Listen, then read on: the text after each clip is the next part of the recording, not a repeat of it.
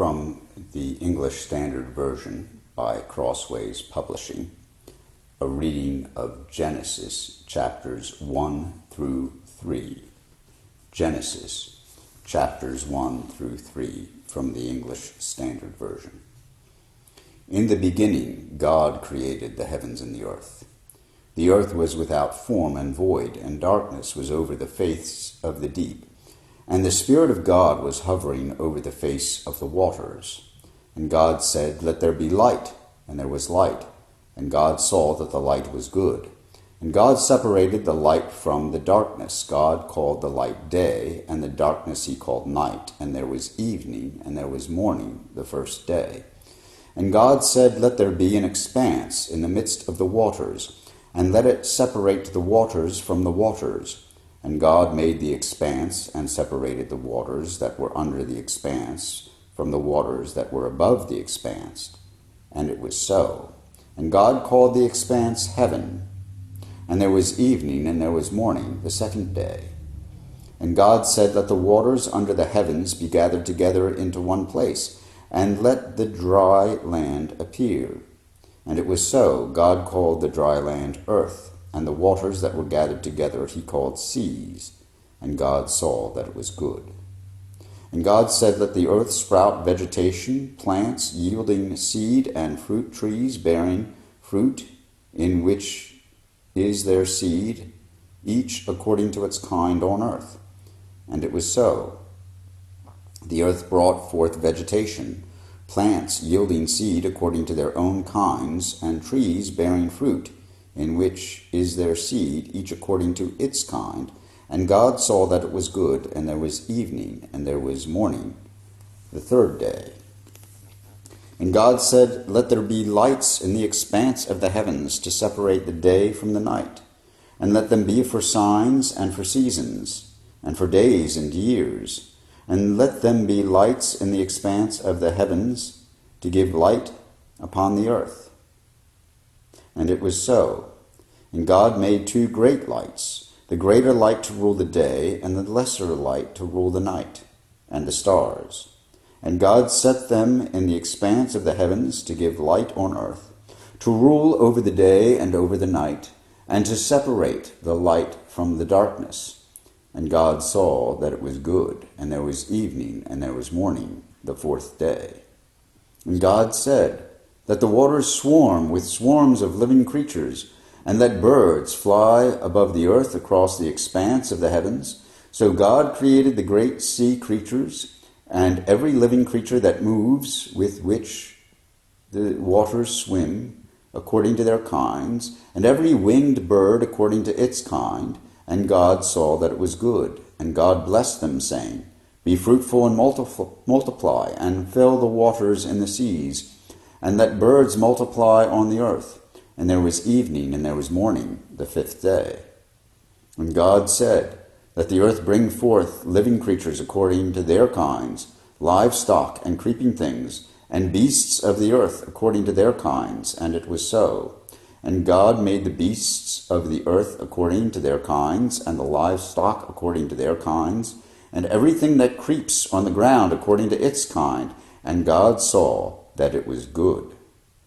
Then God said, "Let us make man in our image, after our likeness, and let them have dominion over the fish of the sea, and over the birds of the heavens, and over the livestock, and over all the earth, and over every creeping thing that creeps on earth." So God created man in his own image. In the image of God he created him. Male and female he created them.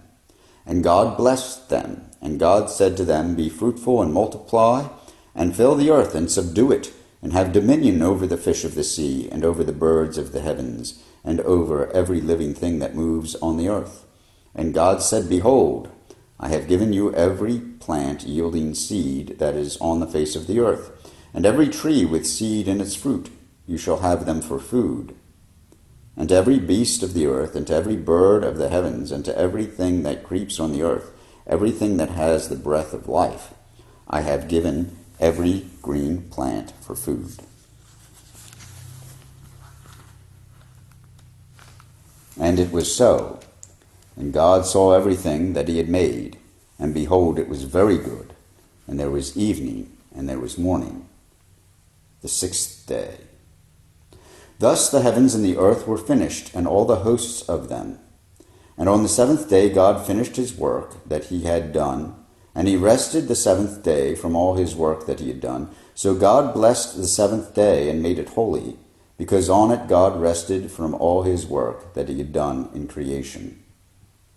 These are the generations of the heavens and the earth when they were created, in the day that the Lord God made the earth and the heavens, when no bush of the field was yet in the land, and no small plant of the field had yet sprung up, for the Lord had not caused it to rain on the land, and there was no man to work the ground. And a mist was going up from the land, and was watering the whole face of the ground. Then the Lord God formed the man of dust from the ground, and breathed into his nostrils the breath of life, and the man became a living creature. And the Lord God planted a garden in Eden in the east, and there he put the man whom he had formed. And out of the ground the Lord God made to spring up every tree that is pleasant to the sight and good for food. The tree of life was in the midst of the garden, and the tree of the knowledge of good and evil. A river flowed out of Eden to water the garden, and there it divided and became 4 rivers. The name of the first is Pishon. It is the one that flowed around the whole land of Havilah, where there is gold, and the gold of that land is good. Bdellium and onyx stone are there. The name of the second river is Gihon. It is the one that flowed around the whole land of Cush. And the name of the third river is Tigris, which flows east of Assyria. And the fourth river is Euphrates. The Lord God took the man and put him in the garden of Eden to work it and keep it. And the Lord God commanded the man, saying, You may surely eat of every tree of the garden, but of the tree of the knowledge of good and evil you shall not eat, for in the day that you eat of it you shall surely die. Then the Lord God said, It is not good that the man should be alone. I will make him a helper fit for him. Now out of the ground the Lord God had formed every beast of the field and every bird of the heavens, and brought them to the man to see what he would call them. And whatever the man called every living creature, that was its name.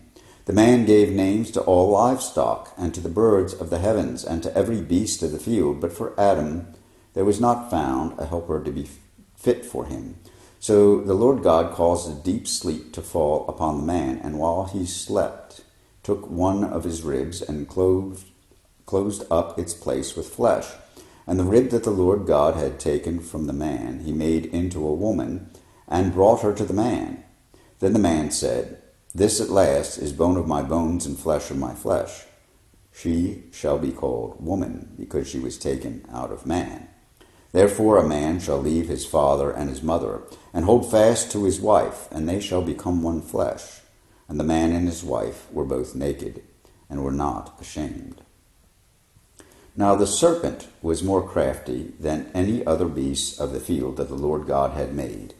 He said to the woman, Did God actually say, You shall not eat of any tree in the garden? And the woman said to the serpent, We may eat of the fruit of the trees in the garden, but God said, You shall not eat of the fruit of the tree that is in the midst of the garden, neither shall you touch it, lest you die. But the serpent said to the woman, You will not surely die. For God knows that when you eat of it, your eyes will be opened, and you will be like God, knowing good and evil. So when the woman saw that the tree was good for food, and that it was a delight to the eyes, and that the tree was to be desired to make one wise, she took of its fruit and ate. And she gave also some to her husband who was with her, and he ate. Then the eyes of both were opened, and they knew that they were naked. And they sewed fig leaves together and made themselves loincloths. And they heard the sound of the Lord God walking in the garden in the cool of the day. And the man and his wife hid themselves from the presence of the Lord God among the trees of the garden.